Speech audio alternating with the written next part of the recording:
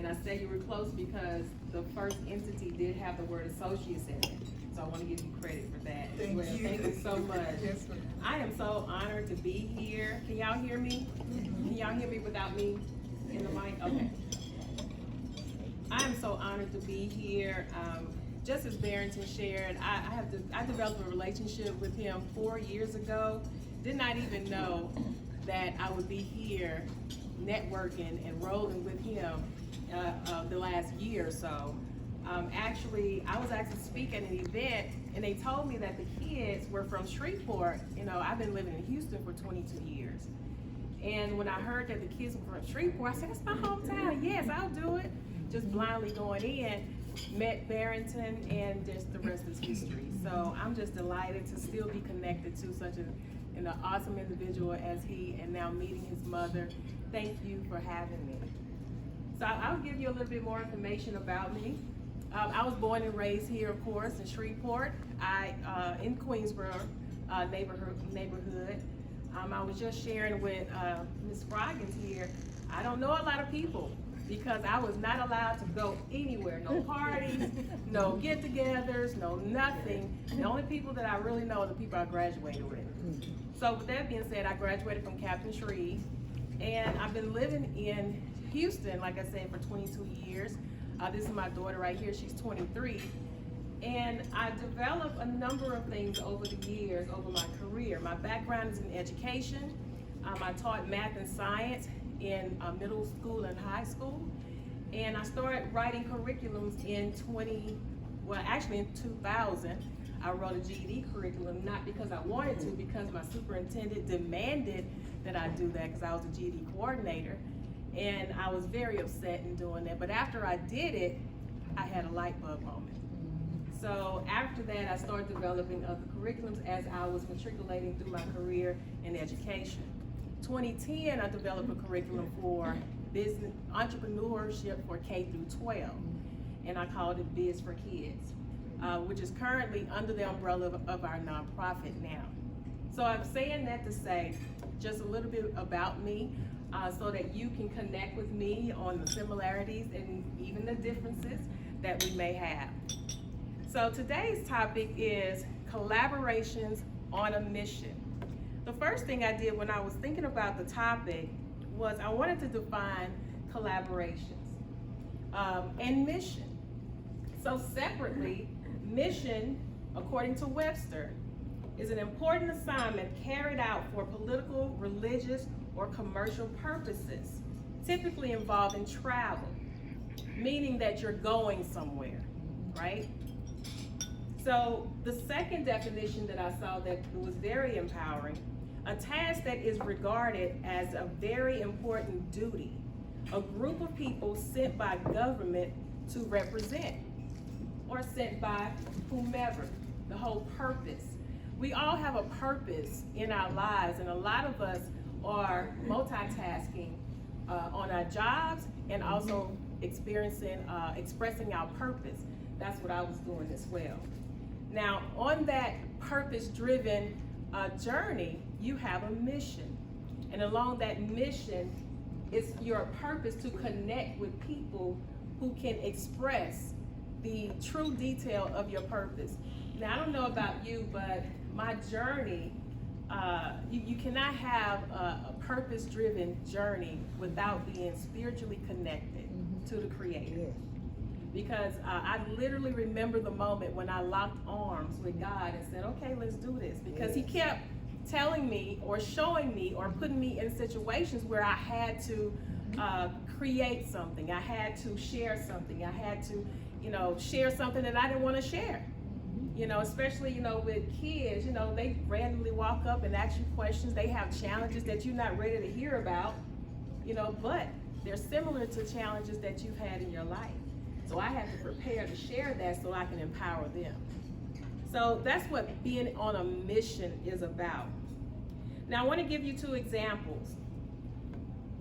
The first example is when you're on a mission to collaborate, the first thing we should think about is giving. Unfortunately, a lot of people think about what can I get from this person?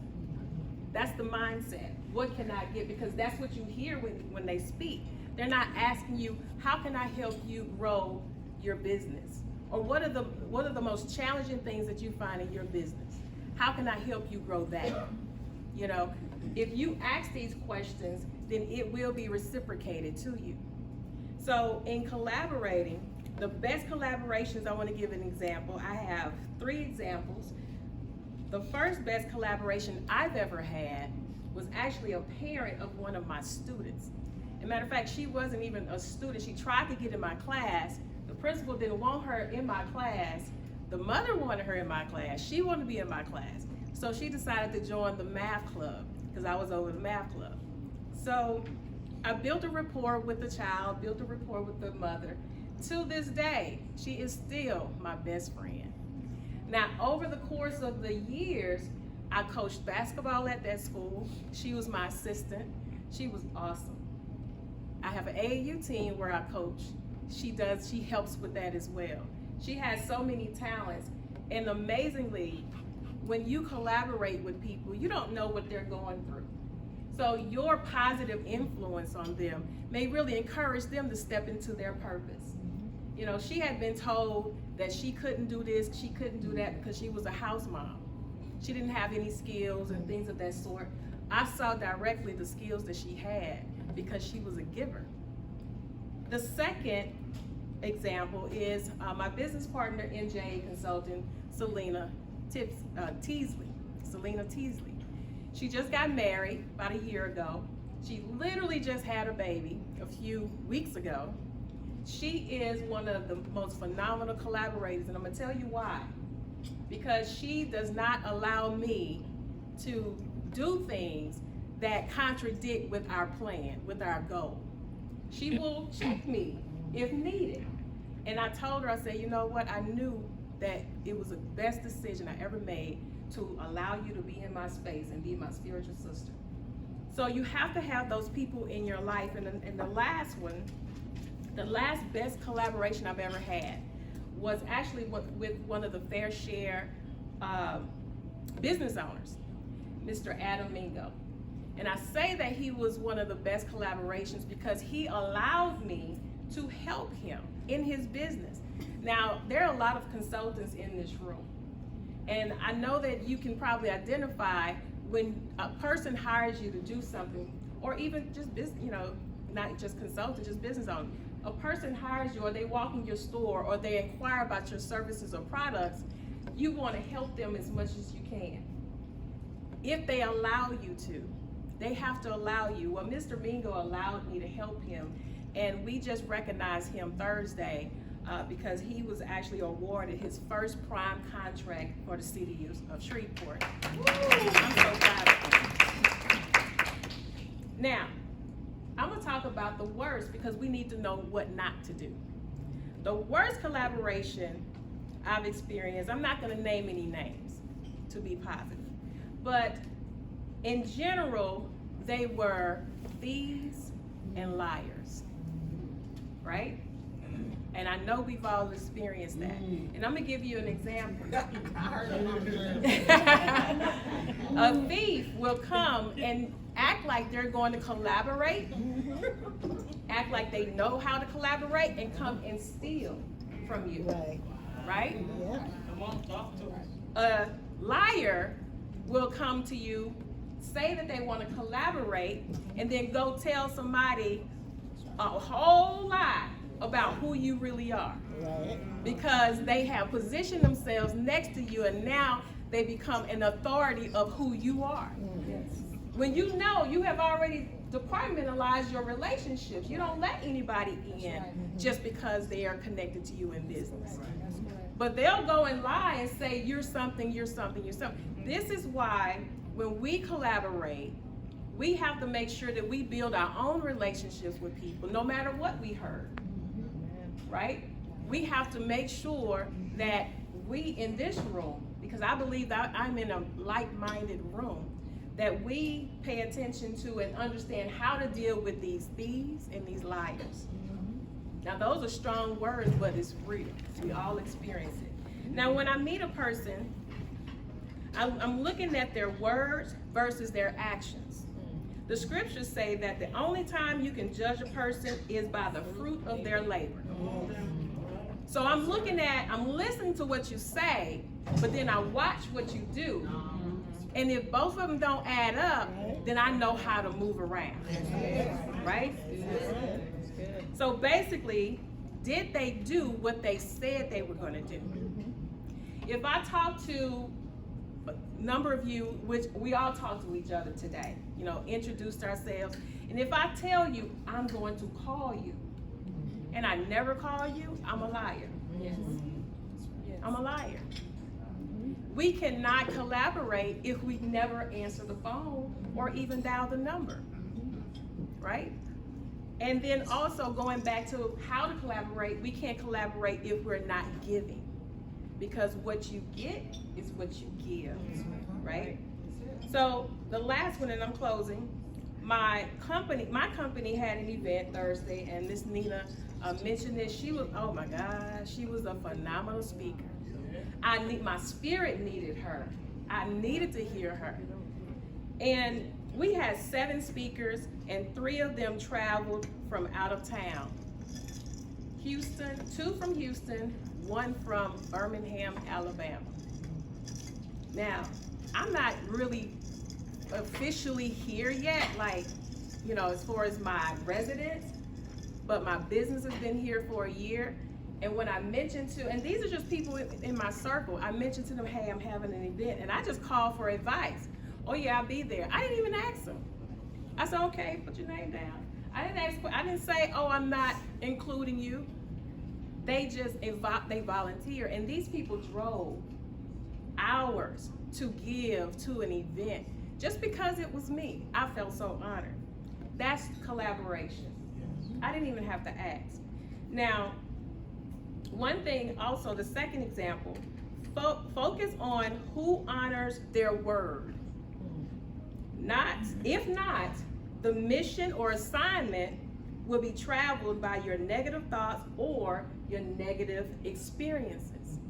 So we don't want our mission to be all about what somebody else did wrong.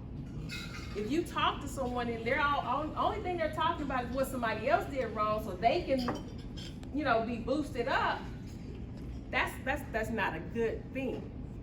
I wanted to say that that's a problem. It's not really a problem. It's an issue, but it's not really a problem because it doesn't really affect you, but pay attention to it. Now, how do we collaborate? We meet people, we learn who they are, and follow through with a purpose. And the most important thing is follow through with a purpose. Not a purpose to steal, not a purpose to lie, not a purpose to put down, but a purpose to give. Because you're gonna get the same thing that you give, right? And in closing, now what I learned about Shreveport so far, because like I said, I don't know a lot of people because, I've been gone for a long time. I left at 18. I was 18 years old when I left Shreveport, went to Southern University. Well, I went on the Cooper Road first because my parents said I had to prove myself first.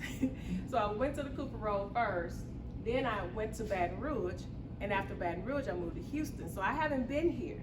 But what I've learned since I've been networking in Shreveport is I felt like I was back in high school. And I don't like that feeling, High school was great, but the high school I'm talking about are the cliques and the associations that is hard to give to people when they're not willing to receive, right? So you go where you're welcome, or you go where you're asked. And I'm gonna say this, if anybody asks me to do anything, I guarantee you I'm gonna do it. And that's the relationship that Darrington and I have, and that's why I appreciate him so much. So the third thing, need to learn intentional collaborations. We need to learn how to be intentional about our collaborations, how to be giving in our collaborations, how to be responsive. Follow up and stop lying to people and wasting your time and theirs. Don't burn any bridges, and get to know people. Truly get to know people. I love the activity. I love the fact that some people shared about their children. You know, I'm a mother, I'm a wife. You know, a lot of times when I've spoken over the years, I forgot to say that. I say, oh yeah, I have 2 beautiful children. Because I'm so focused on business, you know. So if you're truly on a mission, collaborate with a purpose that adds value to the other person. One thing one of my mentors said years ago, when you walk in the room, you're either gonna dim it or you're gonna light it up. Amen. Light it up. Right? And you can do that without speaking. You can do both without saying a word, right? Make sure you've deposited that value right in the room with intellectual gifts. Again, giving, not your ego. Your ego does not give to anybody, right? So in closing again, as I continue to give of myself, my resources and my time to others, I'm on a mission, and I pray that we build something that is beneficial to all of us. Thank you. Amen.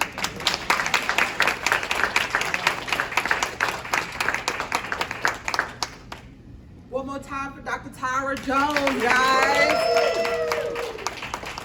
So whenever that I'm not walking across or we're not moving,